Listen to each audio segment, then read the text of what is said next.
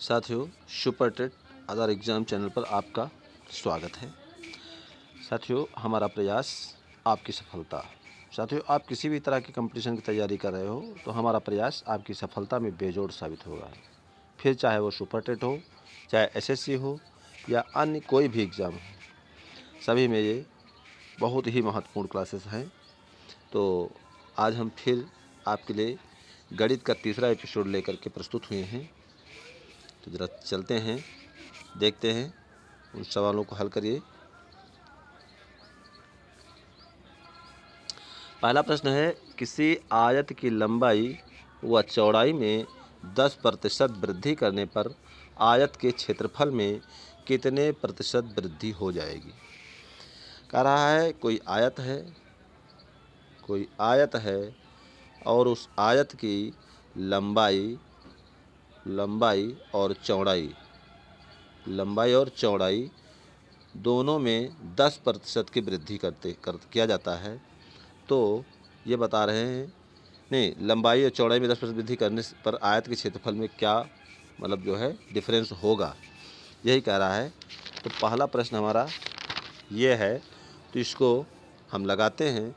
जैसे माना कि हमारा जो है आयत की लंबाई, मान लीजिए ये लंबाई जो हमारी है ये मान लीजिए 200 है। कितनी है? लंबाई है 200 मीटर, ठीक है। चौड़ाई है हमारी 100 मीटर,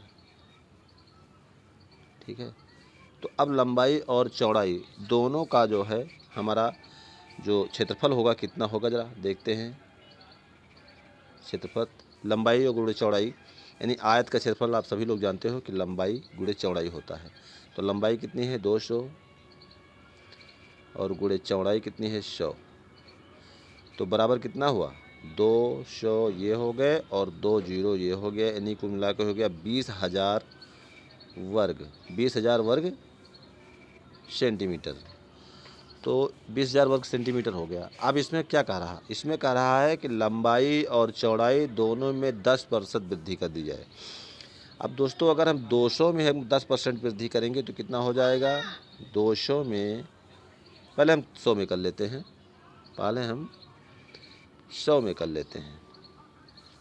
100 में अगर हम 10% की वृद्धि करते हैं तो कितनी हो जाएगी 100 है, इसमें हम 10% की वृद्धि करते हैं, ठीक है। तो कितना हो जाएगा 100 कट गया, मतलब 10 बढ़ गया और क्या। तो कितना हो गया 110 हो गया। चौड़ाई कितनी हो गई 110 हो गई। इसकी चौड़ाई कितनी हो गई 110 हो गई। तो 110 हो गई चौड़ाई।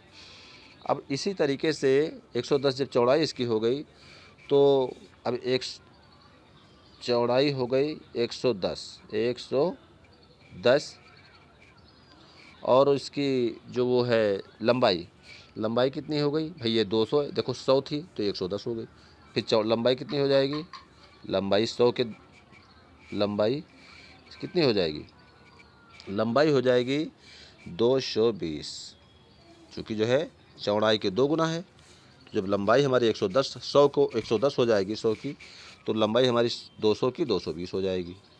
तो अब हम इसका गुणा कर लेते हैं, 110 गुणे 220, 110 गुणे 220 बराबर कितना हुआ 11 दूना 22 के 2, 11 दूना 22 के 2, हंसलाया 2, 11 दूना 22 और 2 24, ठीक है।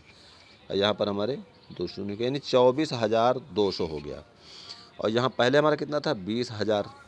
तो कितना हमारा डिफरेंस कितना आया है 20,000, 24,200 है और ये हमारा है 20,000, यानी कि 4,200 हमारा जो है एक्स्ट्रा हुआ जाके।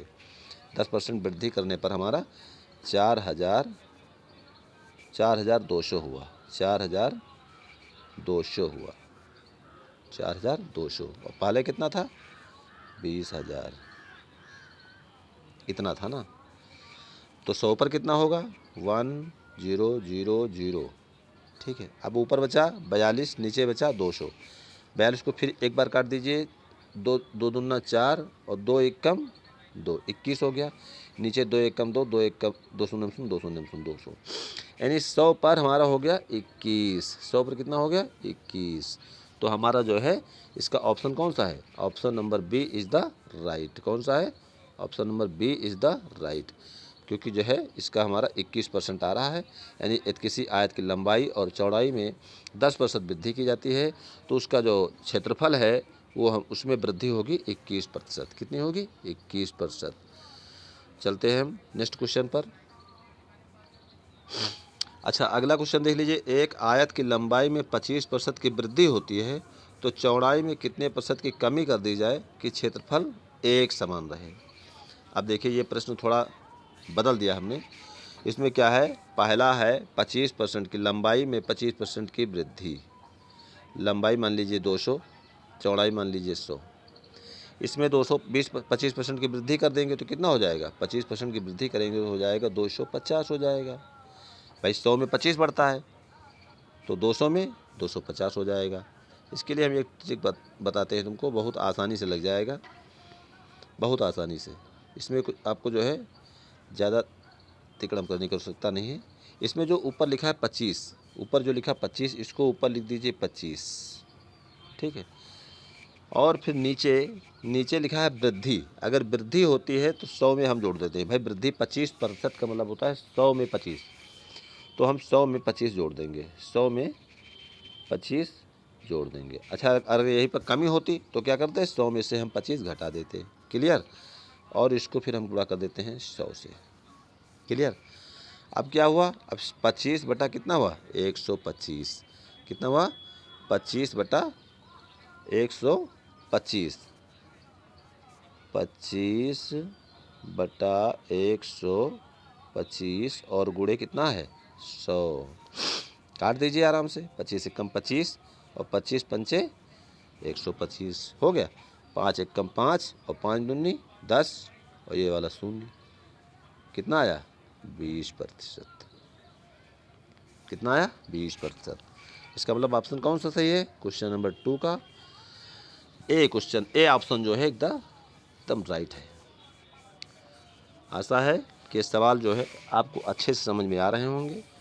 हमारे चैनल को सब्सक्राइब कर लीजिए, लाइक कर दीजिए, शेयर कर दीजिए, क्योंकि अब हम आपको लेकर के इसी तरीके के अच्छे सवाल जो सुपर टेट में पूछे जाने की प्रबल संभावना है, हम वैसे ही सवाल आपके सामने ले लेकर के आएंगे। लेकिन एक ये है कि आप लोग जो है जो हम कमेंट वर्क देते हैं उसको लगा करके उसका आंसर ज़रूर कमेंट वर्क में हमारा दीजिए, तभी तो हम समझेंगे कि हाँ जो हम काम आपको दे रहे हैं होमवर्क वो आप लोग कम से कम कर रहे हो। चलिए हम अगले क्वेश्चन पर चलते हैं। देखिए लिखा है एक आयत की चौड़ाई में 20% की वृद्धि की जाती है। एक आयत आपकी बार हर बार लंबाई में वृद्धि की जाती थी, इस बार कितना है? चौड़ाई में वृद्धि की जाए तो लंबाई में कितने प्रतिशत की कमी की जाए कि चौड़ाई समान रहे? ठीक है, अभी जो हमने सवाल बताया है ठीक वैसे ही लगाना है।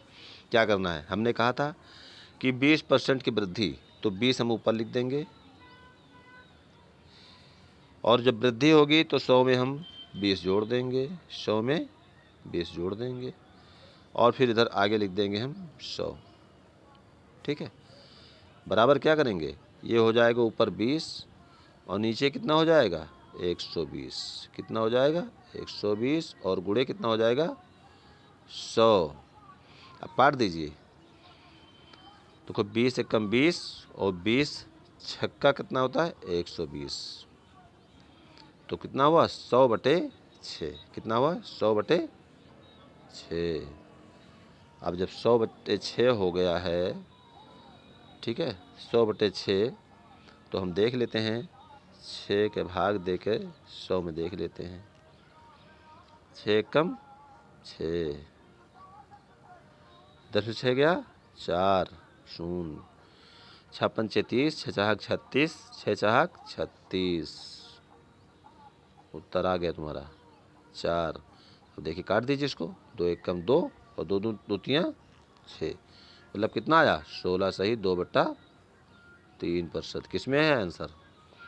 16 सही 2/3 फर्स्ट ऑप्शन है। First option is the right. Question number 3 का। क्लियर? चलिए हम नेक्स्ट पर चलते हैं। अब देखिए, अभी तक हमने जो 3 सवाल तुमको हल करवाया वो हमारे आयत के थे, जिसमें लंबाई चौड़ाई में वृद्धि या कमी करके कुछ बताया गया ऐसे ही, जिसमें आपको हमने 3 सवाल हल करवाया है।